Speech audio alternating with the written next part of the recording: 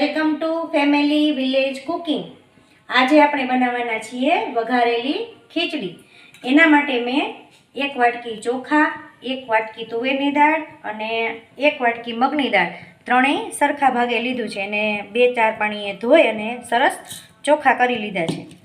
અને શાકભાજી છે, એમાં બટેકા, રીંગણા અને કોબીજ છે અને આ છે પલાળેલા ચણા। અહીંયા ડુંગળી, 1 મરચી અને ટમેટાં અને કોથમીર છે ને આપણે એને વઘાર માટે રાખ્યા છે।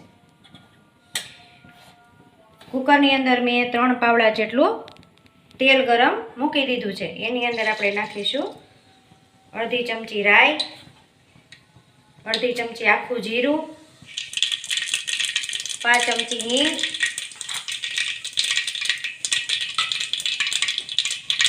મરચીના કટકા, મીઠો લીમડો, ટમેટા,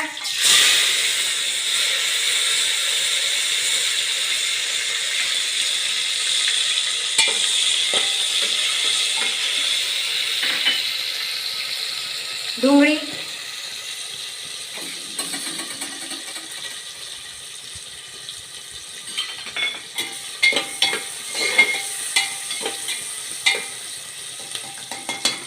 એની અંદર નાખી દઈએ આપણે પલાળેલા ચણા,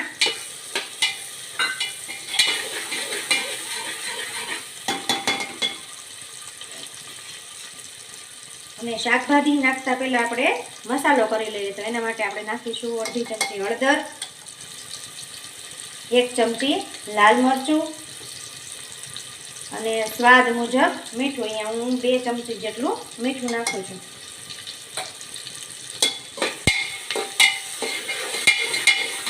બરાબર મિક્સ કરી દઈએ એટલે હળદર અને લાલ મરચું બરાબર તેલમાં ભળી જાય પછી આપણે એની અંદર શાકભાજી નાખીએ। હવે આપણે શાકભાજી નાખી દઈએ।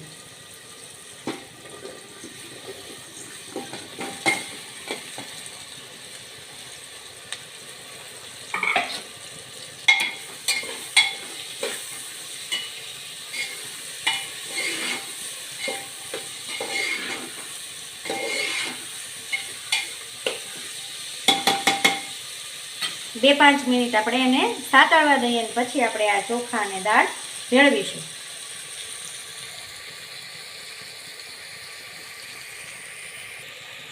શાકભાજી આપણા સરસ રીતે સતળાઈ ગયા છે। હવે આપણે દાળ અને ચોખા નાખી દઈએ।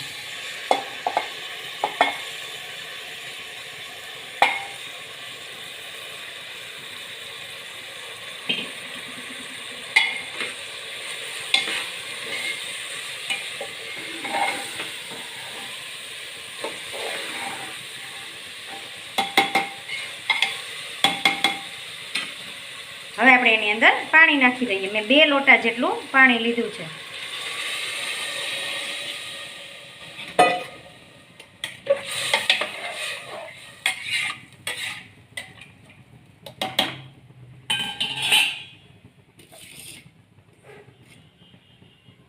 આ છે કોથમરી પણ આપણે ઉપરથી નાખી દઈશું।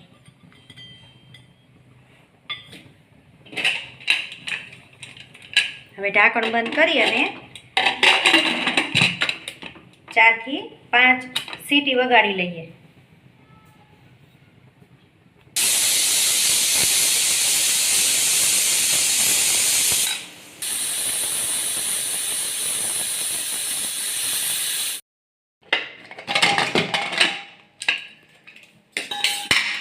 જો આપણી ખીચડી છે એ સરસ રીતે બફાઈ ગઈ છે।